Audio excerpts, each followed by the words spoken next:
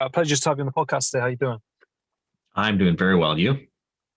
Good, good, good. No, yeah, I'm really well, thank you. And it's a pleasure to have you on my show. And I was on your show last time, Coffee with Humans, and I really like your show, your setup, and how you have conversations with people. It's very kind of like if you bump into somebody in a shop or an elevator and you don't know them, and you just start talking. And I think it's very authentic and organic, and it's one of the things that I love about it. And I really had a great fun when I was on your show. We had like kind of a cartoon thing that we did. We had to draw, and it just and it was really fun. It was just really organic, and we had like good conversation. And like, how did you kind of get into creating that? I mean, you've done many different things as well, because you've done speaking. You told me you sold music, created music. Um, you've been like in a business advisor and all these different things. Yeah. I started Coffee with Humans when the COVID pandemic had just started to lock down the United States. And I was feeling disconnected. There were a lot of things going on in my life that kind of brought me to that point of feeling disconnected from people. And then I saw that sort of evidenced in other folks online, particularly my friends on LinkedIn. And I thought I could do two things with that. I could just sort of recoil and shrink down and kind of go into a hole, which is sometimes my personality. Times get tough, and then I go, oh, poor me. But then I quickly rebound from that, right? And I thought, well, I'm going to rebound from this and turn it into something good. And I thought, what can I do if being disconnected is a clear identifier or a clear leading indicator of future problems in your life, then just get yourself connected. And I thought, well, if other people are feeling this too, I'll just throw a test out there. And I put one LinkedIn post. I said, if you want to have coffee, I'll have coffee with you. The only rule is no sales calls. And boom, off of that one LinkedIn post, I had a handful of people scheduled coffee with me. I recorded the calls and then would put little excerpts online. And those excerpts were very popular, but they took a lot of time. And so after I was about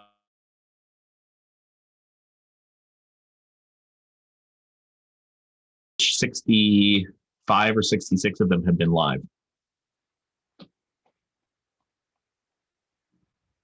You're muted. Sorry, it just broke up then. I just paused the recording and resumed it. But you said gotcha. You put up the LinkedIn post and you had a handful of people reply, and then you recorded it. And then yep. So what did you said you did those recordings and then you went live? Yeah, so I did about 80 of those recorded conversations. I had only edited a handful of them down into these like 3 to 5 minute excerpts. And then I realized this can take a lot of time. It was taking too much time than what I wanted to give it. And because I wanted to have all the conversations, but I didn't want to have all the editing work. And there was no monetization behind it. So it's not so I was going to have to fund it, and I was not willing to do that. And so I then retooled the whole thing. I took some time off and retooled the whole thing. And now all the episodes are live streamed. So I meet my guest about 8 minutes before we go live. We live stream the whole thing. And then at the end, it's already recorded. It's done. And it's just like you say, it's a candid conversation between strangers who become friends. Mm. No, I love that. And I think it's probably more streamlined for you doing it that way, isn't it? By live streaming it, recording, you get a save file of it anyway as well. So it's bang, bang, bang. And it's very, sleek, professional and quick. And it's very, streamlined. And I think it's really, really great how you work it. And, the questions that you ask are really great as well. And, the little activities in between, like, I think a lot of times podcasts, sometimes people have it by a very strict script, and they try to be a certain way all the time. I like yours because it kind of breaks the ice, and you have activities to do, and you're willing to kind of go with the flow. Yeah, I did a podcast prior to Coffee with Humans called What Works, and I did about 80 episodes of that. the premise of What Works is just, it was piggybacked on my consulting business. So I do business advisory work for entrepreneurs, small business owners, and even large multinational corporations. The What Works podcast, though, was co-hosted with a guy who was a journalist. And he would have particular questions that he wanted to ask. It was like, here's the 5 things I want to know. And the trouble that I had with that was that we go into these conversations and I'd want to just organically follow the thread. I'm looking for a thread for the conversation to figure something out, right? I'm just having natural curiosity. Well, he wanted to answer his 5 questions. And what would happen is we'd be going down a certain path. And then he would say, well, let's take a step back. What I'd like to know about is, and to me, that is so, I don't want to say disrespectful in a negative way,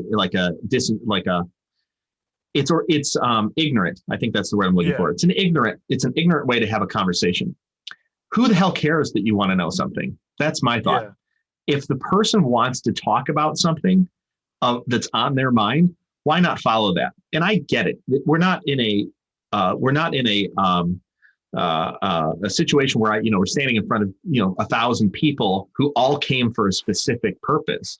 Yeah. We're just having a conversation. That's what we're doing. And Coffee with Humans invites the outside world into that conversation. So let's figure out where we want to go. And if if we cover everything that you want to cover, that's awesome. But you know what? I think it's been my experience that many of the most interesting things that have happened in my life were the most unexpected. Yeah.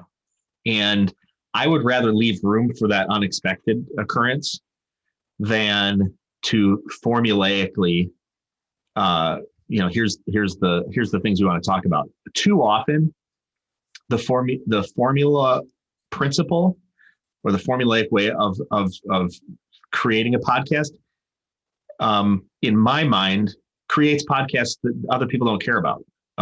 Because if I heard one and you gave me your top 10 list of ways to do social media or something like that, why should I listen to another one? If that's your top 10, okay, cool. Yeah. Everybody, if those really are the top 10, everybody should be saying the same thing. But that's not the truth of life. The truth of life is we all have things that have worked, things that haven't worked, relationships that have worked, relationships have worked, business ideas, ways we got into something that we're doing. Let's just follow the thread of your life and the things that are on your mind. And I think that's an authentic way to build relationships. And I think we actually get good value out of it if we listen for a while. Yeah. No, I love that. And I think that's such a key, principle. And that's something that I can kind of relate to. I think with my podcast, I like to go with the flow. I like to have this kind of conversation, see where it goes.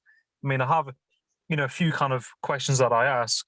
But I genuinely like to kind of go with that thread, go with that flow, and people see it's organic and it's genuine and it's natural. And I think people like that. You don't know where it's going to go, kind of thing.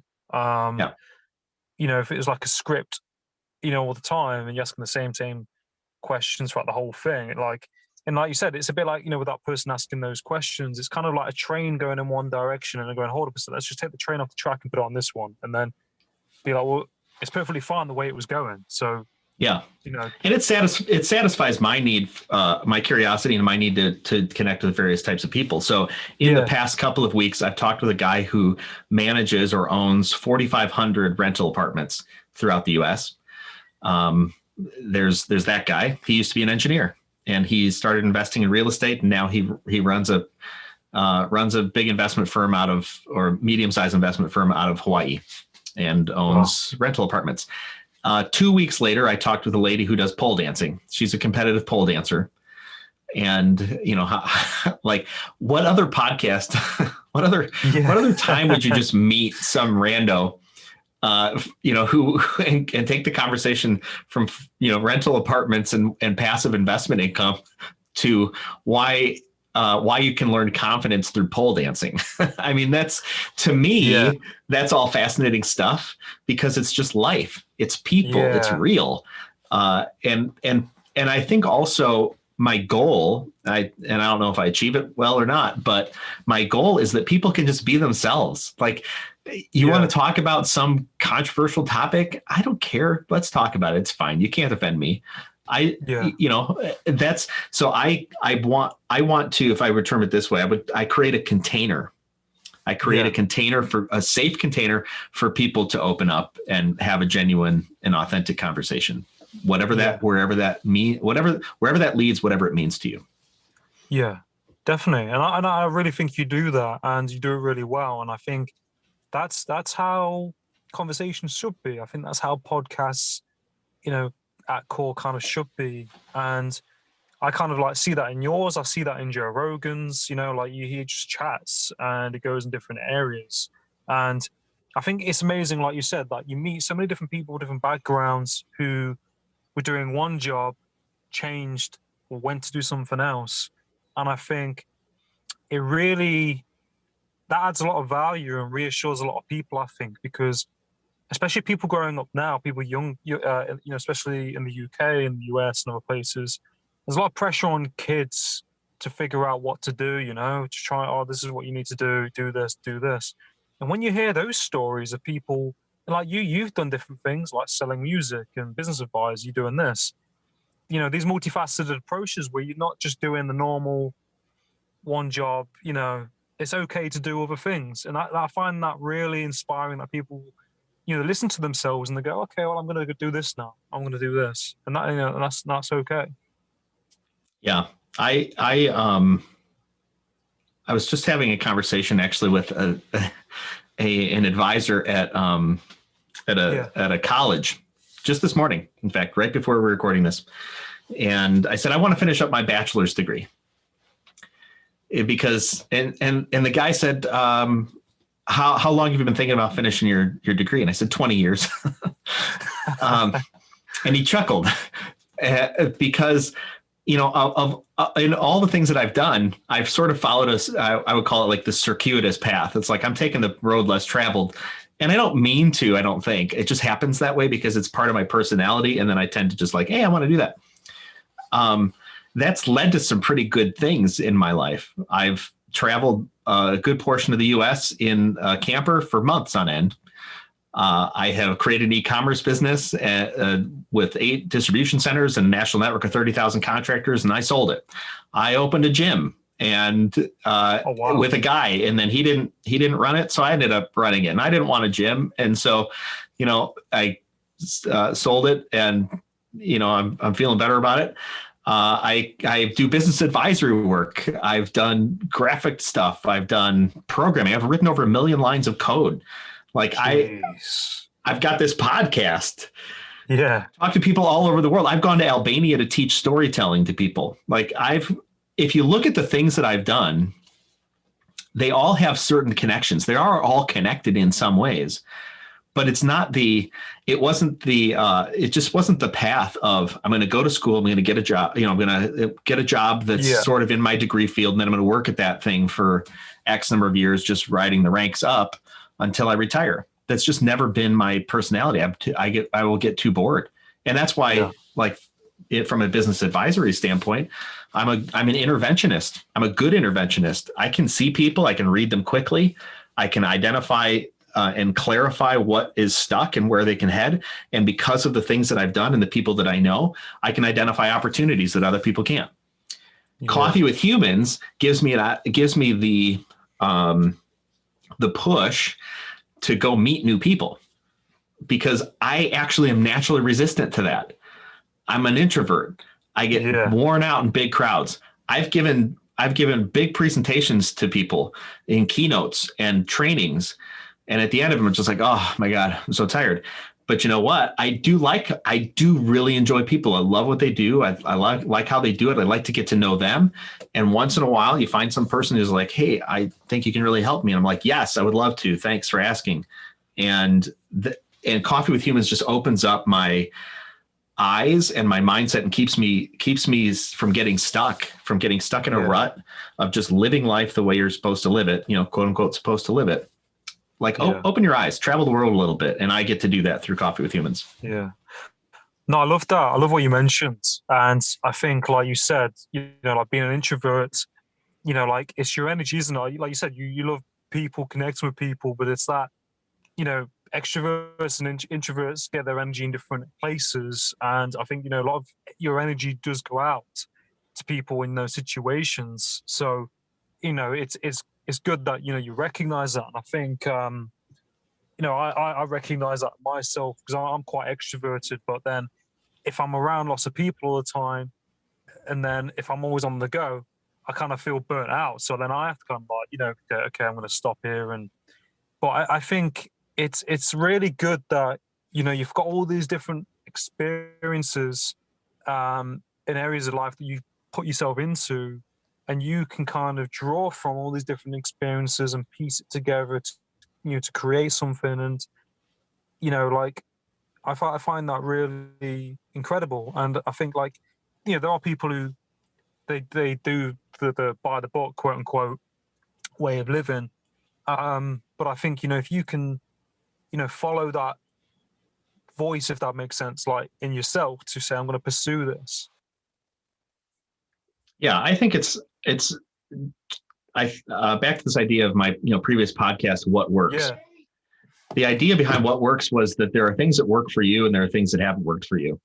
And those, and it's interesting to know those things. Doesn't mean they're going to work for me or not work for me if I employed those things, but the prescriptive method of living life is just not real. And that has been proven over and over again. Yeah. You can take a person and send them to school, load them up with a lot of school debt, and they'll never get a job in the field that they were in. That you hear that story all the time. You also take a person who's dropped out, like me. I dropped out of school. I ended up with a family early on, and I dropped out of school, and I tried to go back, and I hated it. And now I can't even go teach at a technical college. I had a technical college call me up and say, "You want to teach?" And I was like, "Yeah, sure, I'll teach. I like teaching, and I'm good at it." And with the things I've done, shit, I'll run circles around some teachers with my experience. But they said, "Oh, I'm sorry, you don't have a bachelor's degree, so you can't do it." And I was like, "Oh, well, shit." And and I thought, why? I'm 43 years old. Like, you can look down the things that I've done, and I can't even teach marketing 101. Are you kidding me? Like, but there's certain areas where the prescriptive method is necessary. Fine. I'm not going to bitch about it. I'll just go get your prescription. It's totally fine if I want to do that. And that's where there was a friend of mine / client years ago, 5-6 years ago now, maybe even longer than that. I don't know. Yeah. Who came up to me and he asked for help with his business. And I went through this whole scenario with him and he and his wife and helped him grow his business and change his life in some pretty profound ways. Well, he came back to me through the years and he took me out for coffee once. He says, how have you done, like, all the things that you've done? How did you do that? And I said, well, I realized at some point in time that the rules that we live by were all made up by people just like you and me, sitting around having drinks. And if they made the rules, who said we can't change them? Yeah.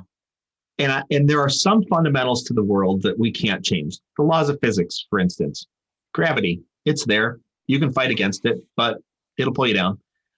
However, there are certain rules of doing things, work, for instance, that the pandemic even proved to us just are not true. You don't actually have to go in every day to the office and see all your coworkers and gather around the coffee and have, your morning session talking about your weekend. You actually don't have to have that. You could work from home. Well, why, if these rules can be so easily changed sometimes, can we not choose to change those things and think, okay, what's going to work for me? And that's where I think if we're just hyper aware of ourselves, and really do the work to know ourselves, we can come to some great revelations and craft a life that we want to live, not the life that we were told we had to live. Yeah. No, that's powerful. That is. It's definitely powerful, isn't it? I think, I really agree with what you said. And I think, the pandemic's definitely shifted on people, people in some ways. Some people, like, it's affected everyone differently, but I think it's definitely, for a lot of people, shifted the way they think. Like you said, how society's written by, these people. This is what you're meant to do, and X, Y, Z. They, it's kind of been quite easy to change that, as you mentioned. Like, you know, you don't have to go to the office anymore. You know, things are being done differently. You know, I know some people recently got remote home working jobs. You know, and you think, go back a couple of years ago, you probably wouldn't have found those jobs because it was, you know, go to the office, do this. And, you know, the pandemic made me really think about, you know, it kind of forced me to look at myself. And, you know, I started the podcast, you know, similar to yourself. And, you know, I was just working in restaurants and hotels and just kind of spinning my wheels. And it, you know, like that, I got more hyper aware about myself.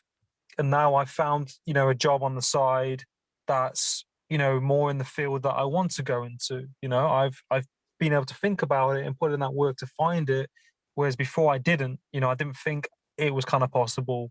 So I mean, that's one example, but I mean, there's thousands of examples. You know, probably millions where people, you know, they've changed that kind of course of their life, and you know, you see in society, you know, remote working. You know, there's lots of been a lot of creations in this time. The vast majority of people who we look to as a society, and I'll just generalize here, and I get it, I know I'm generalizing, but the vast majority of people that we look to as a society and put on a pedestal and say, man, I want to be like them. Like the Elon Musks of the world, you know, who's building solar roofs and building, you know, intelligent cars and sending rockets to space. Boring company. Right, exactly. We look to him and say, I want to be like him. But none of us are willing to put in the work to do it. Or you look at Bill Gates, who at the right time, with a couple of his friends, set new rules for how people were going to work by building machines and software to run on those machines. The rules were set by those people. They dreamed what was possible, and then they just went ahead and did it. And they validated their vision with other people, but the masses didn't catch on until many, many years later. Many years. So the idea that, like, through this pandemic, that you couldn't have worked from home previously is nonsense. You could have worked from home anytime you wanted to, but the corporations decided we're not doing that. It was too difficult. That's all it was. It was just a value judgment. It was like, well, it's too difficult to figure that stuff out. Plus, here's all the things, terrible things it could lead to, until some higher authority said you have to work from home. And then they're like, oh, okay, that's fine. We can work from home. We are always looking to set some sort of, figure out, like, who's in authority over me, and then figure out how to bow down to them. And I mean that in a very, you know, we think that we're somehow free. You know, we're free to a point, but we actually want to be enslaved to something. We want parameters and boundaries put on us. And those parameters and boundaries are super helpful. Don't get me wrong. I don't think we should just, you know, free for all. That's not what I'm saying at all. But each of us has I think the responsibility and authority to question for our own selves, what's best, what's healthy for me, and how can I make that work for you? And it's instead of, and this I don't agree with. I don't agree that I say, well, you know, here's all the things I'm dealing with, and you're just going to put up with it. That's not a way of working with people. But if I said, listen, you know, I'd like to travel a bit, and I'd still like to do a good job for you, you know, Mr. Employer or Mrs. Employer. And here's what I'm willing to commit. And what does that look like on your end? Is that something we could toy around with? Most people won't have that conversation because they're afraid they'll lose their job just by having the conversation. That is the issue. All of the fear that we live with, that somehow somebody else can say, oh, here's a rule breaker, go get them. That's what we're afraid of. And yet we aspire to be like the rule breakers. What are we doing? It's crazy town. So either start living now and have the conversations that you want to have, or shut up about it. Just choose one direction or another. When I traveled with my family several years ago, it was a decade now ago, for like, I don't know, man, time flies. Okay. Leave me alone. It was like 13, it was like 12 years ago. Yeah. It's like, just yesterday it was like a decade ago. We traveled around the country for like a month and a half in a camper. I posted videos online, and people followed them, and all these people back home and stuff. And I had somebody come up to me and say, "Man, I'd really like to do that if I can. I never could." And I was like, "Why not? Why can you not do that?" And he said, "Well, I just can't. I've got bills and I've got this other stuff." And I was like, "Do you know how much it costs? Why did you write it off so fast?" It didn't cost us a ton of money. We had a camper. We stayed in national parks and state parks, traveling around for a month and a half. You think you couldn't get a little time off from work? I didn't stop working. I was doing stuff on the side. Like you could do it. You could figure almost anything out. Yeah. As a person, all of us, we could figure it out. We're unwilling to go through the effort of doing it because we think the rules can't be broken, and we're afraid to bring it up. We were programmed from a very young age. You break the rules, you get in trouble. And we've carried that into our adult lives, and therefore become locked in lives that we don't want to live. That's where we're at. No, it's definitely true. And I think it's quite scary when you because how certain that is. That's where we're at. Like you said, people become conditioned and locked in and fearful of asking questions. And I think sometimes we can all go to that place. I remember being like that in jobs, and now if I could go back in time, I wouldn't have probably done those things. But people get, they're not aware of it, almost like they're almost asleep. They're awake, but they're asleep at the same time. And like you said, people, they want certain things, but they're not willing to go through those motions to get to that place, or their belief system for whatever reason is that, oh, I can't do it, I haven't got time, I haven't got the money, and these things that weigh people down and stop them from doing it. And like you said, you did it for a month and a half.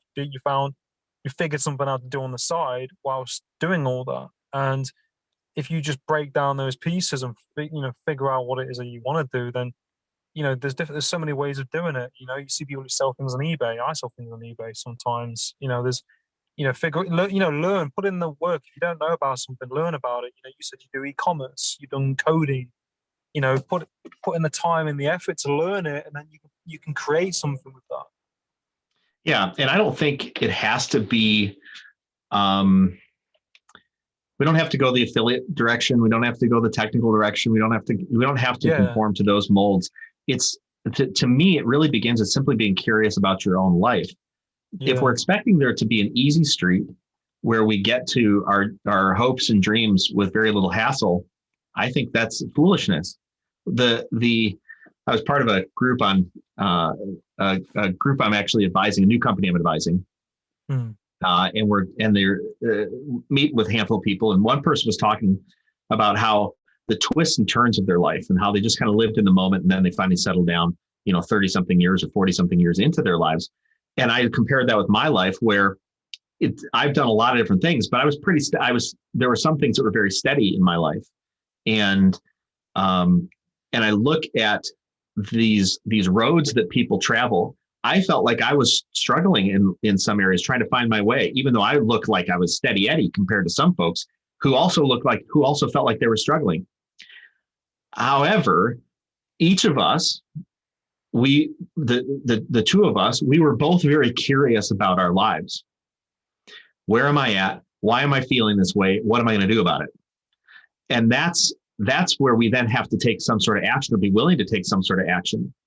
And I just don't think people are willing to take courageous action. I have not been willing to take courageous action, for sure, in some critical times when I wish, looking back, I was able to. But you know what? Having not done that, it's made me who I am today. Now I know how important it is to take action now. And I can see things because, man, I've fucked some things up. And I go, oh, wait a second. When I see it in somebody else and I'm advising them, like, hey, we really can't, you're not going to like if you go down the road. Here's what's going to happen. Yeah. And it's like, boom, wake up call. And I also have a compassion for folks who are in situations that seem insurmountable. I have had parts of my life that just felt so insurmountable. And yet I've been on the damn mountaintop too, like going, hey, living on easy street. Yeah. Okay, cool. It has always been a process of curiosity for me about my own life, why I'm feeling the way I'm feeling, what I want to do about it. And then and then being willing or able to take some sort of action. And, I said earlier, like I'm looking into finishing my bachelor's. I'm going to, Yeah. I was thinking like maybe some psych degree.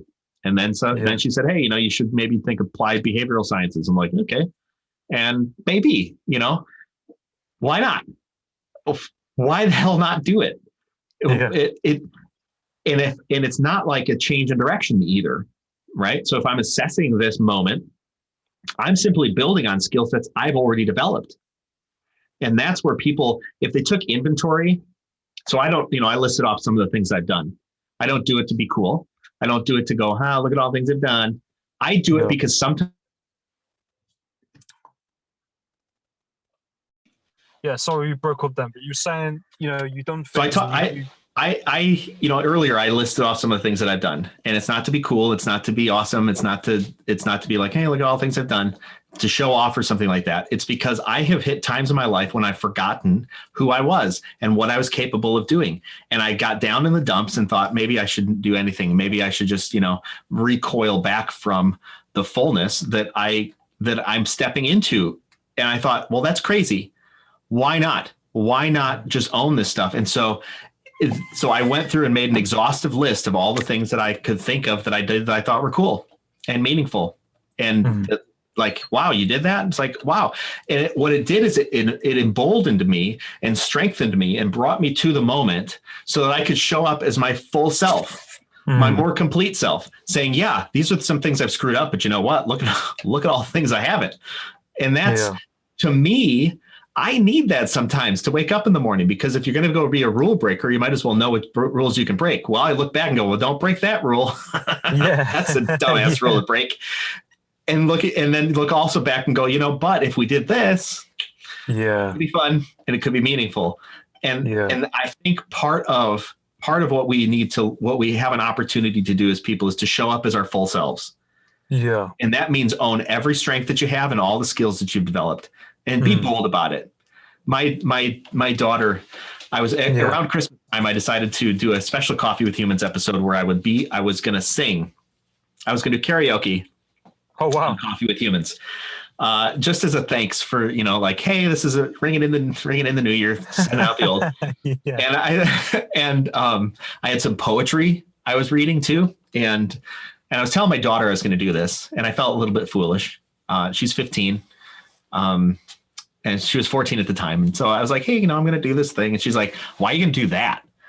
Yeah. And I was like, oh, well, I got all butthurt about it for a little bit. And then I said, well, because it's going to fun and it's fun. And I think it'll bring people joy and I'm good at it. And she said, oh, humble. And I was like, what are you talking about? Humble? I'm like, no, I'm a good singer. I'm actually good at this, and there's nothing wrong. I said, what would be like not being humble? It would be like me saying to you, daughter, I'm a good singer and you're terrible. Yeah. Well, that's not the appropriate response, but own your strengths. Yeah. And when you own your strengths, you can walk into those strengths and they become greater and bigger and more impactful. Yeah. There's nothing not humble about it. Yeah. Own those things. You can show up as your full self. And then when you hit those moments where it's just like all hell's breaking loose and you think that it's not worth going on, you can go back to the list and you're like, oh, okay, I'm not completely incompetent. Yeah. Plus, when you want to go off and get a job or you want to go advise somebody, you say, hey, I've done a lot of stuff. You can see it all over here. You don't even have to say it. You just, it's over here. Yeah. No, I love that. And I think it's being accountable, isn't it? Kind of relates into, accountability and kind of owning what you've done and accepting the things that you've made mistakes at and saying, this is where I've made mistakes. This is where I've done this. And that's not selfish. And that isn't anything like that. That's saying, this is what I've done. This is my experience. And, you can do this and, you can take that leap, and it's okay to make mistakes. And it's good to own your achievements. Because I think sometimes, this is a whole nother topic, but what's it called? Imposter syndrome. And some people think, oh, I can't talk about my achievements, or I can't. Do you know what I mean? Because it then Yep. looks a certain way, or I'm not validated enough to have that. So I mean, it's great that you can kind of display that and own that, and it kind of encourages other people to do that as well. You know, if someone like is good at something, then follow that. Well, for me, it's one of my core fears, and I think each one of us has some sort of core fear that we deal with. And my core fear is being seen. Hmm. It's so I'm a little afraid to be fully seen for my mistakes and for my successes. And for a long time, I kind of crafted the message so that you'd get the right perspective. And I wasn't being true to myself. And now I've sort of learned, I've become like, you know what did that get you? I mean, where have I been better off for that? No. Is it useful in some circumstances? Yeah. You don't need to know all my garbage, but when my garbage is useful, I'm happy to tell you. Yeah. And when my successes are useful, I'm happy to tell you those things too. And if you think I'm high on my horse, fine. I'm not here for you to like me. And if you think I'm, a complete failure and a screw up, fine. Yeah. I'm not here for you to like me. It's one of those things where, like the Coffee with Humans thing, I make no money off of it. I have no sponsorships behind it. I'm afraid to tell some people about it. I hit a family event. This is funny. I was at a family get together. My sister's there, and she's a bit older than me. And in front of my whole family, she's like my brother, my mom, my dad, and all sorts of stuff, who have no idea I'm doing this thing. Even though I've talked with people all over the world, and hours and hours and hours and hours of stuff, and lots of viewers. She's like, I saw you on that like coffee thing. And I was like, And immediately I was just like, I just wanted to hide. I just want to be like, ugh, what coffee? Where did you see that? Are you sure it was me? Because I didn't want to be seen. Yeah. Because I didn't want to be ridiculed. I didn't want somebody's judgment from my own family. Yeah. Like, how many of us live that way? I know that I live that way sometimes. It's like, don't watch that. Was it good enough? Did you not like it? What if we were just okay? What if Jason was just okay? Yeah. All as he is. And he could just walk into the space and just be cleanly him. And there's mistakes and there's some successes. I'm just a guy working it out. And I'm a bit of a rule breaker. And some of that makes me really good at some very, very, very good things. Yeah. And I intend to be good at more things. And it makes me really bad at some things. And I need somebody else there to help me with it. Right. Yeah. So I think if my experience is a microcosm of what people globally deal with, which I think is pretty true. Yeah. When we scratch away the surface, the facade of who we think we are and who I think you need to see me as, when we just scratch that away and say, what if that didn't matter? How you saw me? I think we'd be happier. I think we'd do different things. And I think we would feel as though we have been stepping into our fullness, that we have lived a meaningful life and made the world a better place. Yeah. Not doing that, we're at least lying to somebody, probably you, and also probably ourselves. No, definitely. I really agree with you, and I think it's so important, like you said, to step into that, and like you said, like recognizing that, that not wanting to be seen, and that, a lot of people kind of relate to that. I know people who, you say, oh, you remember this photo? And they go, oh, no, don't show me that. And then you're like, oh, what? And then, but like, accepting that, stepping into that, and, it's okay to have that, isn't it? And that, you're not letting it stop you from doing stuff. You're still doing stuff. And I think, like you said, a lot of people, when you scratch away the surface and you look at the core person for who they are, and I remember I talked about this in a similar video where people get so caught up on like their job that they have, their identity with what they are, their job and who they are. And like you say, if you strip that away in the ego, you've got, a person who's a full person, if that makes sense. And people, Yep. as you mentioned, like kind of lie to themselves probably, and other people based on how they feel, or it's a bit like a mask almost, isn't it? Sometimes. It is. They call it the shadow self. So there's the idea of the shadow self is that if I was looking into a light, there's a shadow that's cast behind me, and the shadow in the shadow lives all the things we hide, we repress, and we deny. I don't want to know that, I've got these mistakes. I don't want you to know. So I shift myself. I shift you around, right? So you don't see my shadow, and I don't see my shadow either. Because if you saw my shadow, if you saw those things, you probably wouldn't like me. Yeah. And it's not just negative things.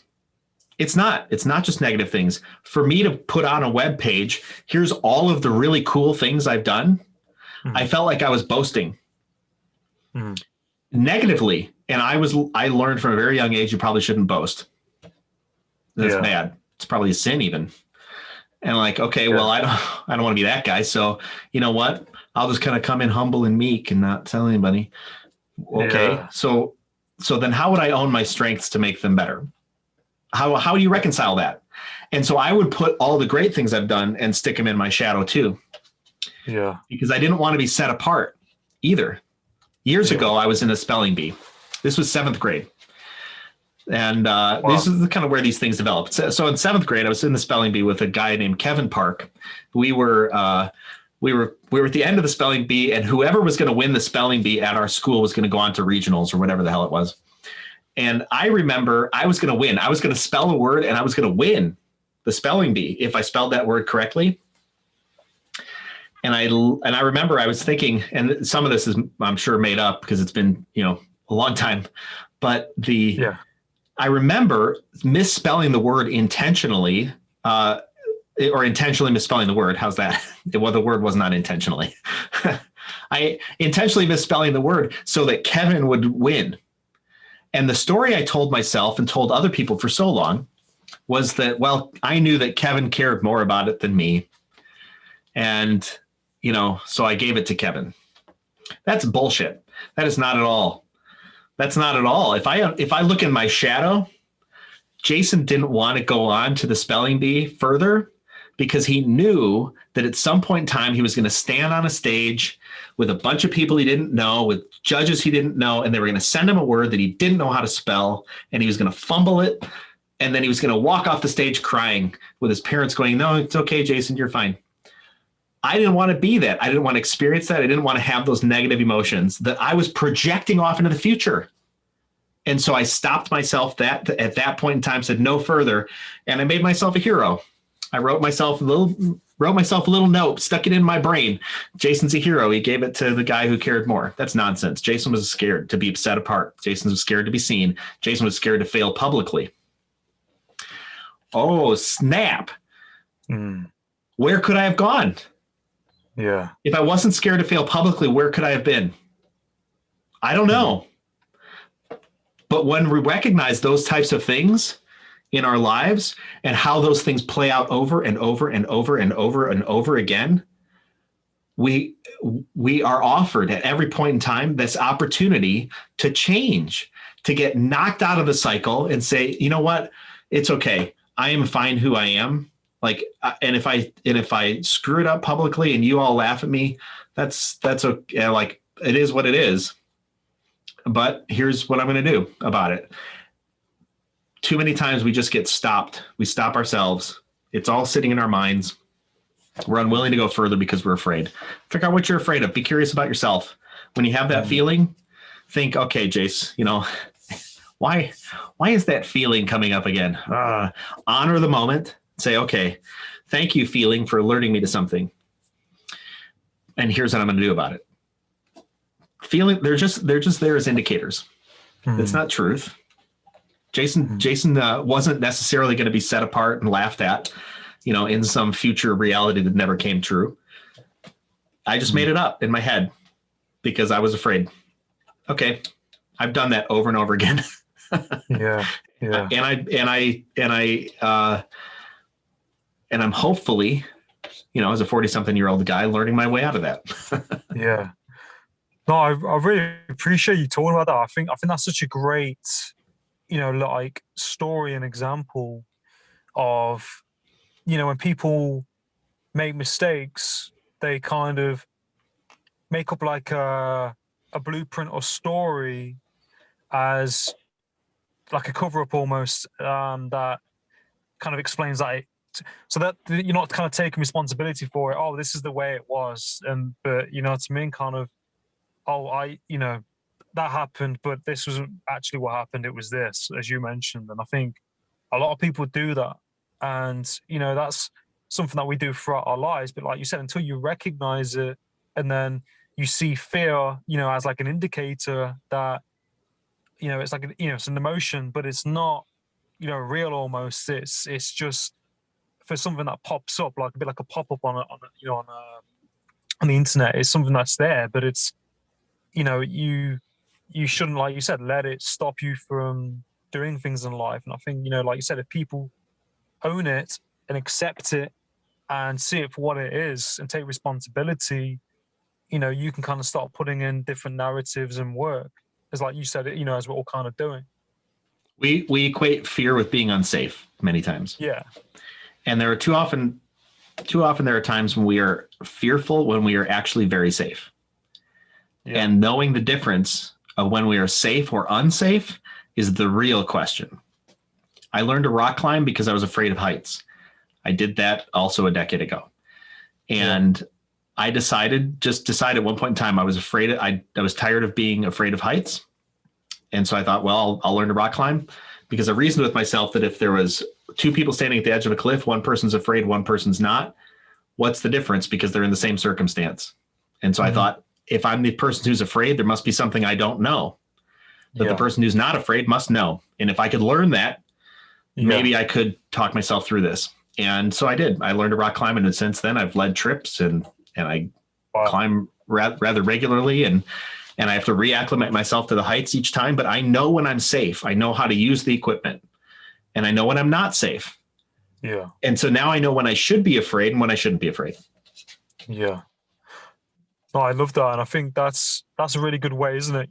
Like from what you said, of kind of learning how to deal with that fear and stepping into it, and looking at it in that way. When you see someone else who's doing it, you think, well, what's like there? Like if you stand on a pillar next to somebody who's not afraid and you are, what's that difference, and how to deal with that and move forward. I think that's really key. And the more you do it, you become aware of what, isn't good and what is, and how to kind of maneuver around that.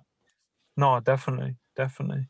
Yeah, And and it's important we move ourselves out of those loops, mm, because if we get in the fear and inaction loop, I'm afraid so I take no action, or I'm afraid and I back away. Every time we do that, we create in ourselves a pathway that every time we experience this emotion, here's the action we take. And so it becomes very confusing, biologically even, to change that action. mm, That's why it's actually so important that we, before we have some traumatic event which knocks us out of our loop, that we take some level of curiosity upon ourselves, and analyze some of these things, and then take action faster, so that yeah, we prevent ourselves from getting into these loops, which uh, uh, lead us down a path of being stuck. And the longer we're mm, stuck, the longer we're going to stay stuck. And then and life moves on without us. And then we find ourselves in real trouble. yeah, So we all have the opportunity. I mean, uh, the rules, yeah, right? Back to this idea that the rules are all made up. There are certain rules with which we as humans are designed to operate by. And when we don't operate by those rules, things get all screwed up. And one of those rules is we have the ability to change, and we are responsible for it. mm, When you don't accept that, things get screwed up. yeah, So what do you want to change? It's the rules. You can make it up. You can change tomorrow. You can change now, and you're yeah. responsible for it. That's a rule. Mm. No, definitely, definitely. I think that's really powerful. You mentioned, and I agree with you. And I think you can decide at any moment, that you want to change, you want to do something, and that life is going to, you can keep moving forward and going, whether you do that or don't. And I think, like you said, it's important to kind of try, to be aware that you can kind of get yourself unstuck, but to be mindful that, try not to get stuck, because, it creates lots of different problems. And like you said, there's these rules that are written for us in society, but it doesn't always have to be that way. You can change it, you can bend it and maneuver around it. No, I really think, I really think it's so important that people, think about that. And it's, yeah, it's really powerful. And I've only got 5% of my phone left, but it's been a pleasure talking to you, Jason, and having you on my podcast. And where can people find you on social media? Your Yeah, coffee you can with go to my website. You can go to therealjtodd.com. That's a great place to find me, and you can learn more about me and get links off of there. So therealjtodd.com, or if people want to go on the Coffee with Humans, you're welcome to do that. It's coffeewithhumans.com. Yeah. No, awesome, Jason. Yeah, and I definitely recommend people check out your content and be a guest on your show, because I had such a great time on your show, and I think you're a great guy. And I'll put all your links in the description, in the bio, so people can find your Thanks. content as well. But it's been Awesome. an absolute pleasure. I would talk to you longer if I had more battery. Yeah, But it's great to reconnect with you. I really yeah, appreciate knowing you, and thanks for having me on. no, you're welcome. Really grateful, and be happy to do this again sometime. Absolutely. Anytime, let me Yeah, know. yeah, sure. Take care, Jason. Take care. Thanks, Adam. See you. Thank you.